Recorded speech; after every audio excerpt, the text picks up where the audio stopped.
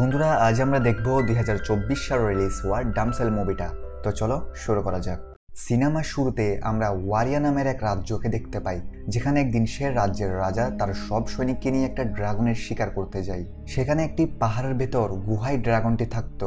রাজা এবং তার সব সৈনিক সেই গুহায় ঢুকে কিছুক্ষণ খোঁজার পর রাজা সেই ড্রাগনের 3টা ডিম দেখতে পায়। তখনই সেই ডিম থেকে বাচ্চা বের হয় এবং হঠাৎ সেখানে ড্রাগনটি এসে সবাইকে এক ঝাটকায় জ্বালিয়ে দেয়। রাজা এগুলো দেখে তার তলোয়ারটি নিচে রেখে ক্ষমা চায়। বিশাল এই ড্রাগন রাজার সামনে আসে এবং দৃশ্য পরিবর্তন হয়। আমরা অনেক বছর পরের দৃশ্য দেখতে পাই, যেখানে একটা রাজ্যের রাজকুমারী অ্যালোরি এবং তার বোন ফ্লোরিয়াকে দেখতে পাই। তাদের এই রাজ্যটাতে পুরো বছরই প্রচুর ঠান্ডা এবং বরফ দিয়ে ঢাকা থাকতো, সেজন্য এখানকার মানুষেরা এটা নিয়ে কষ্টে আছে। তাদের কাছে খাবার পানি জোগাড় করতে কষ্ট হয়, এতে অনেকে তাদের রাজ্য ছেড়ে চলে যাচ্ছে। একদিন অ্যালোরি গাছ কাটার সময় দেখে কোন এক বড় রাজ্যের কিছু লোক তাদের ঘরে এসেছে। সে তাড়াতাড়ি ঘরে ফিরে আসে, যেখানে তার পিতা তাকে বলে যে একটা বড় রাজ্য থেকে তোমার বিয়ের প্রস্তাব এসেছে, তুমি প্রিন্স হেনরির সাথে বিয়ে করবে, সেখানে তুমি খুশি থাকতে পারবে। কিন্তু অ্যালোরি প্রথমে মানা করে দিলেও তার পিতা মাতা তাকে বুঝায় যে প্রিন্স হেনরি খুব ভালো ছেলে, তুমি একবার তার সাথে দেখা করো। অ্যালোরি রাজি হয় এবং কিছুদিনের সফর শেষে তারা ওয়ারিয়া রাজ্যটিতে পৌঁছে যায়। তারা সেখানে দেখে এখানের সব জায়গাগুলো গাছপালা ও সবুজ শ্যামল পরিবেশ দিয়ে ঢাকা। এখানে ফ্লোরিয়া খুব খুশি হয়, এটা তাদের জন্য একটা নতুন অভিজ্ঞতা। তাদেরকে নিজেদের রুম দেখানো হয়। মহলটা ছিল খুব সুন্দর এবং রুমগুলো ছিল খুব আলিশান। সেদিন বিকালবেলা অ্যালোরি যখন বারান্দা থেকে বাইরের দৃশ্য দেখছিল, তখন সামনে সে একটা মেয়েকে দেখতে পায়। তারা দুজন হাই হ্যালো করে। রাত হলে অ্যালোরি থেকে ঘুম আসে না, তখন সে দেখে দূরে একটা পাহাড়ে কিছু মানুষ অনুষ্ঠান করছে। এর পরের দিন ওয়ারিয়া রাজ্যের রানী তাদের ছেলে হেনরি এবং রাজার সাথে অ্যালোরি দেখা করে। এরপর অ্যালোরি এবং হেনরি কথা বলার জন্য বাইরে বের হয়। কথায় কথায় অ্যালোরি তাকে জিজ্ঞেস করে রাতে সে পাহাড়ের মধ্যে কিছু দেখেছিল। তখন হেনরি বলে সেখানে কিছু ধার্মিক কাজ হচ্ছিল। এদিকে রানী অ্যালোরির পিতার সাথে মিটিং করে, কিন্তু মিটিং এর মধ্যে এমন কিছু কথা হয়েছিল যার ফলে অ্যালোরির পিতা মিটিং এর পরে খুব টেনশন এবং চিন্তিত হয়ে পড়ে। কিন্তু সে এ ব্যাপারে অ্যালোরির স্টেপ মাদারকে কিছু বলে না। কিন্তু স্টেপ মাদার যখন অ্যালোরির পিতার চেহারা দেখে, তখন সে বুঝতে পারে কিছু সমস্যা আছে। সেজন্য সে রানীর সঙ্গে কথা বলে, কিন্তু রানী তাদেরকে অনেক অপমান করে সেখান থেকে চলে যেতে বলে। এখন স্টেপ মাদার বুঝতে পারে যে এরা ভালো মানুষ নয়। সেজন্য সে সেদিন রাতে অ্যালোরির কাছে গিয়ে বলে যে এখানে আমার থেকে ভালো লাগছে না, তোমার থেকে এখানে বিয়ে না করা উচিত। কিন্তু তখনই সেখানে অ্যালোরির পিতা এসে স্টেপ মাদারকে সেখান থেকে চলে যেতে বলে। তার পরের দিন অ্যালোরিকে খুব সাজানো হয়, তাদের বিয়ের কাজকর্মগুলো শুরু হয়। অ্যালোরি তার পিতা মাতাকে বিদায় জানায় এবং হেনরি তাকে সেই পাহাড়গুলোতে নিয়ে যায়। কিন্তু সেখানে পৌঁছার পর অ্যালোরি থেকে সেখানে অদ্ভুত কিছু মানুষ মাস্ক পরে থাকতে দেখে। সেখানে সে দেখে গভীরতম গর্তের উপর একটা ব্রিজ, সেদিকে রানী দাঁড়িয়েছিল। রানী সেখানে একটা পদ্ধতিতে তাদের বিয়ের কাজ সম্পন্ন করতে থাকে। সেখানে রানী অ্যালোরি এবং হেনরির হাতে একটা ছুরি দিয়ে দাগ কেটে দেয় আর দুজনের হাত মিলিয়ে ঘোষণা দেয় আজকে থেকে ওয়ারিয়ার প্রিন্সেস অ্যালোরি। এরপর প্রিন্স হেনরি তাকে উঠিয়ে নিয়ে যেতে থাকে, কিন্তু হঠাৎ সে একসময় অ্যালোরিকে নিচে ফেলে দেয়। অ্যালোরি চিৎকার করে নিচে পড়ে যায় আর সেখানে সে অজ্ঞান হয়ে পড়ে। তার যখন জ্ঞান ফিরে, সে বুঝতে পারে না এখানে এগুলো কি হচ্ছে। সে সবাইকে চিৎকার করে ডাকতে থাকে। এখন অ্যালোরি একটু শান্ত হয়ে সে আশেপাশে কিছু জুয়েলারি, লকেট এবং কিছু জুতা দেখতে পায়, যেগুলো তার ছিল না। আর এগুলো দেখে তার থেকে বুঝতে দেরি হয় না যে এখানে অনেক মেয়েদের ফেলা হয়েছে, অর্থাৎ এখানে প্রিন্সেসদের বলি দেওয়া হয়। কিন্তু কেন, এই সব কিছু একটু পরে বুঝতে পারবো। কিছুক্ষণ পর সে একটা আওয়াজ শুনতে পায়। সেই আওয়াজটার পিছু নিয়ে সামনে যায়, যেখানে সে অনেক আলোর প্রজাপতি দেখতে পায়। সে আশেপাশের দৃশ্য দেখে পুরো অবাক হয়ে যায়। তখনই সে ড্রাগনের গর্জনের শব্দ শুনে। অ্যালোরি পিছন ফিরে ড্রাগনকে দেখার সাথে সাথে দৌড়াতে থাকে। সে একটা জায়গায় লুকিয়ে পড়ে, কিন্তু ড্রাগন তাকে দেখে ফেলে এবং বলে তার নাম কি। অ্যালোরি তার নাম বলে। ড্রাগন তাকে বলে সে অ্যালোরির শরীরের রাজবংশীয় রক্ত চায়। আর হঠাৎই ড্রাগনটা আগুন দিয়ে তাকে হামলা করে। অ্যালোরি আগুন থেকে বাঁচতে বাঁচতে সামনের একটা গুহায় ঢুকে পড়ে, কিন্তু সেখানে সে আগুনে পুড়ে যাওয়া একটা মেয়ের লাশ দেখতে পায়।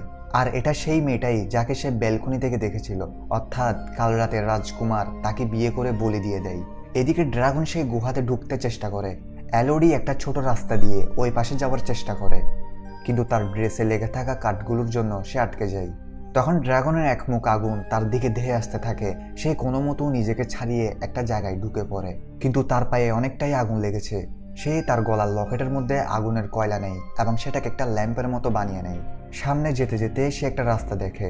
অ্যালোরি কষ্ট করে রাস্তাটা দিয়ে যেতে থাকে, কিন্তু সেটা রাস্তা ছিল না, সেটা একটা বড় গর্ত ছিল।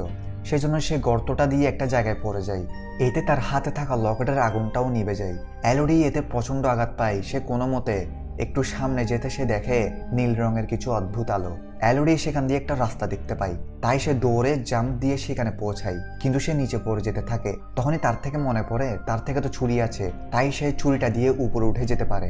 সে তারপর আলোটির কাছে যায়, যেখানে সে বুঝতে পারে আলোটা আসলে একটা পোকা থেকে আসছিল। সে একটা বুদ্ধি করে, সে তার হাতের কাপড় নিয়ে সেগুলোর মধ্যে অনেক পোকা ভরে নেয়। এতে একটা লাইট তৈরি হয়ে যায়। তারপর সে উপরের বরফ থেকে পড়া ফ্রেশ পানিগুলো পান করার চেষ্টা করে, কিন্তু তখনই সেই বরফের উপর থেকে ড্রাগনটা আগুন দিয়ে তাকে হামলা করে এবং সোজা নিচে নেমে আসে। এটা দেখে এলোডি অন্য একটা গুহা দিয়ে পালাতে চেষ্টা করে, কিন্তু ড্রাগন সে গুহাটিতে পৌঁছাতে পারে না। ড্রাগন তাকে বলে, তুমিও বাকি মেয়েদের মতো সেখানে লুকিয়ে যাও, কিন্তু তুমি বেশি দিন সেখানে থাকতে পারবে না। সেখানে এলোডি দেখে দেয়ালের মধ্যে অনেক মেয়ে তাদের নাম লিখে রেখেছে। এইসব মেয়েরা আলাদা আলাদা রাজ্যের রাজকুমারী ছিল, তাদেরকেও বিয়ে করে এখানে ফেলে দেওয়া হয়েছিল। সেখানে এটাও লেখা ছিল যে জায়গাটা সেফ, অর্থাৎ ড্রাগন এখানে আসতে পারবে না। সেখানে এলোডি শুয়ে ঘুমিয়ে পড়ে, কিন্তু ঘুমের মধ্যে সে সেই রাজকুমারীদের স্বপ্ন দেখে। কিন্তু তখনই সে ভয়ে জেগে উঠে। সে দেখে যে পোকাগুলো সে এনেছিল সেগুলো তার আঘাতের জায়গাগুলো থেকে রক্ত খাচ্ছে, কিন্তু তখনই সে দেখে যে তার পায়ের ক্ষতস্থানটি একেবারে ঠিক হয়ে গিয়েছে। এতে সে বুঝতে পারে যে এই পোকাগুলো যে কোনো ধরনের ক্ষতস্থান ঠিক করে ফেলতে পারে। তাই সে একটি পোকা তার হাতে বসিয়ে দেয় এবং কিছুক্ষণের মধ্যে সেটাও ঠিক হয়ে যায়। তারপর সে পাশের দেয়ালে পুরো গুহাটার একটা ম্যাপ আঁকা দেখতে পায়, যেটা কিনা প্রথমের অনেক মেয়েরা বানিয়ে রেখেছিল।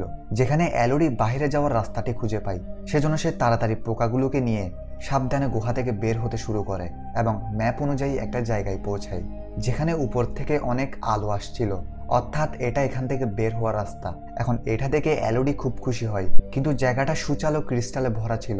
সেখানে সে একটা মেয়ের মাথার মুকুট পায়, অর্থাৎ এখান দিয়ে কেউ বের হয়েছে। তাই সে মুকুটটার সাহায্যে উপর উঠতে থাকে। ওইদিকে ড্রাগন নিচ থেকে সব দেখছিল। ড্রাগনটা তার মুখ খুলে তার পড়ে যাওয়ার অপেক্ষা করে। এখন এলোডি অনেক কষ্টে উপর উঠে পড়ে। সে সামনে জমি দেখতে পায়। সে খুশিতে সেদিক গিয়ে বুঝতে পারে সে এখনো পাহাড়ের চূড়ায় আছে, এখান থেকে বের হওয়ার কোনো রাস্তা নেই, অর্থাৎ এডতুন ফল্লিহাট ডুগ্গ থাকতুন। সে সেখান থেকে দেখে কিছু লোক পাহাড়ের দিকে আসছে, যাদেরকে দেখে এলোডি জোরে জোরে চিৎকার দিয়ে সাহায্য চায়, কিন্তু বাহির থেকে হঠাৎ ড্রাগন তার উপরে এসে পড়ে। এলোডি সেখানে দেখে দেয়ালে লেখা আছে নট সেফ, অর্থাৎ এই জায়গাটা নিরাপদ নয়। তার পাশেই সেই মেয়েটার কঙ্কাল পড়ে আছে। ড্রাগনটা তাকে বলে, এখান থেকে তুমি কোনোদিনও বের হতে পারবে না, 3টি জীবন নেওয়া হয়েছে, তাই 3টি জীবন দিতে হবে। এটা বলেই ড্রাগন তার দিকে আগুন মারতেই যায়, কিন্তু তখন নিচ থেকে কেউ এলোডিকে আওয়াজ দেয়। এটা শুনে ড্রাগন তাদের দেখতে যায়। ওইদিকে গুহার ভেতর এলোডির পিতা কিছু লোকের সাথে তাকে বাঁচাতে আসে। এদিকে এলোডি আবার নিচে নেমে আসে এবং সে একটি জায়গায় এসে পৌঁছায়, যেখানে সে অনেক সোনাদানা দেখতে পায় এবং সেখানে পড়ে আছে 3টি ভাঙা ডিম, যেখানে বাচ্চা ড্রাগনের কঙ্কাল সে দেখতে পায়। আর এখানে এলোডি সব বুঝতে পারে। দৃশ্য পরিবর্তন হয়ে আবার অতীতে চলে যায়। দেখা যায় ওয়ারিয়র রাজা এই জায়গাটিকে দখল করার জন্য আসে, কিন্তু ড্রাগনের জন্য সেটা পসিবল ছিল না। তাই সে ড্রাগনকে মারার জন্য এই গুহায় আসে, যেখানে তারা দেখতে পায় 3টা ডিম থেকে ড্রাগনের বাচ্চা বের হচ্ছে। এগুলো দেখে সেখানের সৈনিকগুলো সব বাচ্চা ড্রাগনগুলোকে মেরে ফেলে। এগুলো দেখে ড্রাগন রেগে জ্বলে ওঠে আর সে সবাইকে এক ঝটকা আগুনে পুড়িয়ে দেয়, শুধু রাজা ছাড়া। রাজা তার থেকে ক্ষমা চায়, কিন্তু ড্রাগন তাকে বলে, তুমি আমার 3 বাচ্চাকে মেরে ফেলেছ, এখন তোমাকেও সেই দুঃখটা দিতে হবে। এবং তখন থেকেই প্রত্যেক রাজার 3 রাজবংশীয় রাজকুমারীকে ড্রাগনের কাছে বলি দিতে হবে।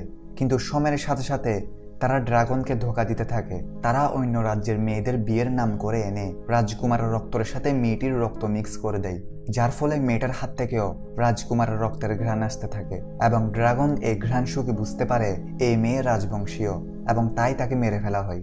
এখন বর্তমানে দেখা যায় এলোডির পিতা যাদেরকে নিয়ে এলোডিকে খোঁজার জন্য এসেছিল, ড্রাগন এলোডির পিতা ছাড়া সবাইকে মেরে ফেলে। এখন ড্রাগন এলোডির পিতাকে বলে, এলোডি এখনো বেঁচে আছে, তুমি তাকে ডাকো, অর্থাৎ তাকে ব্ল্যাকমেল করছে। এলোডির পিতা এলোডির থেকে ক্ষমা চায় এবং সে বলে যে আমি তোমাকে অর্ডার দিচ্ছি, তুমি বাহিরে বের হইও না। এটা শুনে ড্রাগন এলোডির পিতাকে আঘাত করে এবং তাকে মেরে ফেলতেই যায়, কিন্তু তখন এলোডির কান্নার আওয়াজ আসে। ড্রাগন তাকে খোঁজার জন্য সেদিক যেতে থাকে। সে এলোডিকে ধরতেই যায়, কিন্তু তখন আরেকজন মানুষের আওয়াজ আসে যে তাদের সাথে এসেছিল। ড্রাগন উড়ে তাকে দেখতে যায়।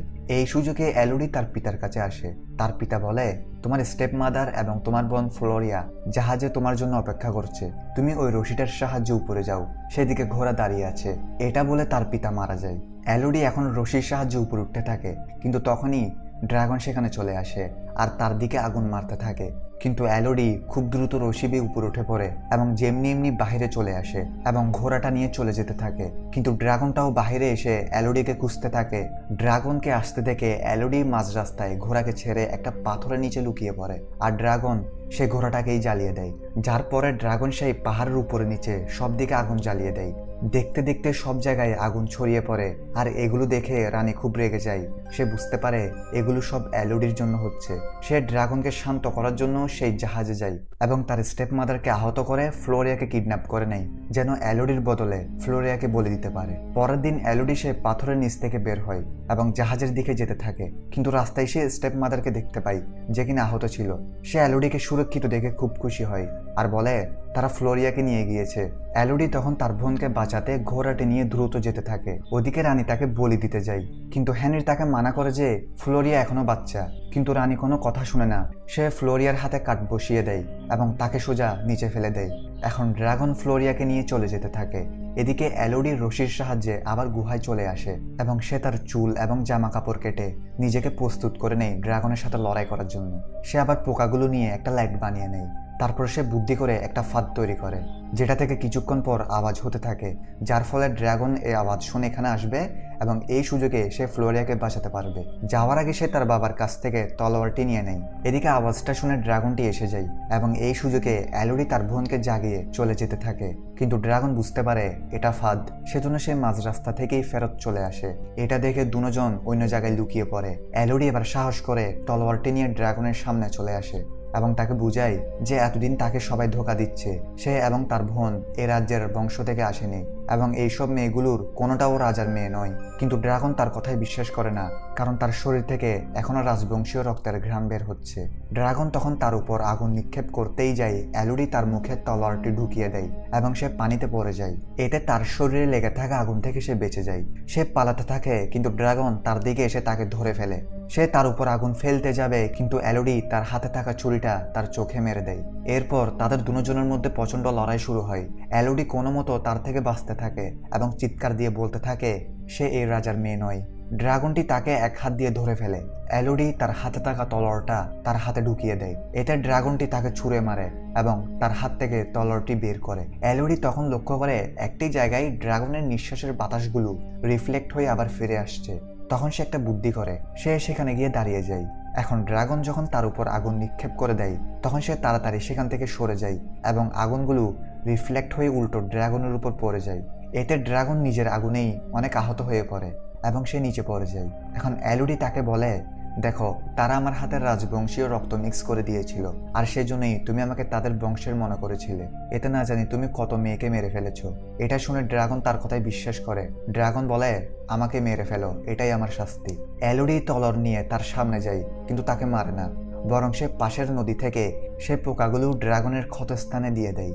এরপর আমরা রাজ্যে দেখতে পাই, যেখানে আরো একটি বিয়ের অনুষ্ঠান চলছিল, অর্থাৎ একেও বলে দেওয়া হবে। কিন্তু সেখানে এলোডি চলে আসে, যাকে দেখে সবাই এবং হেনরি পুরো অবাক হয়ে যায়। এলোডি স্টেজে উঠে হেনরি তাকে আটকায় এবং বলে, ড্রাগনের জন্য প্রথম বলি দেওয়া হয়েছিল সেই মেয়েটা যাকে এলোডি বেলকুনি থেকে দেখেছিল, দ্বিতীয় হচ্ছে সে এবং তৃতীয় হচ্ছে এই মেয়েটি। এলোডি তার কোনো কথা শুনে না। এলোডি বলি হতে যাওয়া মেয়েটিকে বলে সে যেন তার পরিবারকে নিয়ে এখান থেকে পালিয়ে যায়। তারপর সে সবাইকে বলে সবাই যেন এখান থেকে পালিয়ে যায়, এটাই শেষ সুযোগ। এটা শুনে অনেকেই সেখান থেকে পালিয়ে যায় এবং অনেকেই রানীর সাথে থাকে। রানী বলে সে তাকে ভয় পায় না, কিন্তু তখনই তারা দেখে উপরে ড্রাগন এসে দাঁড়িয়েছে। এটা দেখে অনেকেই সেখান থেকে পালায়। এলোডিও সেখান থেকে বেরিয়ে পড়ে। তারপর সে ড্রাগন আগুন দিয়ে পুরো রয়্যাল ফ্যামিলিকে জাহান্নামে পাঠিয়ে দেয়। তারপর আমরা দেখতে পাই এলোডি মহল থেকে হেঁটে বের হচ্ছে এবং তার মাথার উপর দিয়ে উড়ে যাচ্ছে সেই ড্রাগন। পিছনে পুরো রাজপ্রাসাদ জ্বলছিল এবং এখন থেকে সে রাজ্যের মানুষের দেখাশোনা করবে এলোডির স্টেপ মাদার। এখানে তার অনেক সম্পদ এবং খাবার পায়, যেটা নিয়ে তারা নৌকা করে আবার দেশে ফিরে যেতে থাকে। এখানে এলোডির সাথে সেই ড্রাগনটাও তাদের সাথে যেতে থাকে। এখন এলোডির জন্য ড্রাগনটা তার মায়ের মতো এবং ড্রাগনটাও এলোডিকে তার মেয়ের মতোই ভালোবাসে। এবং এখানেই মুভিটা শেষ হয়। আল্লাহ হাফিজ।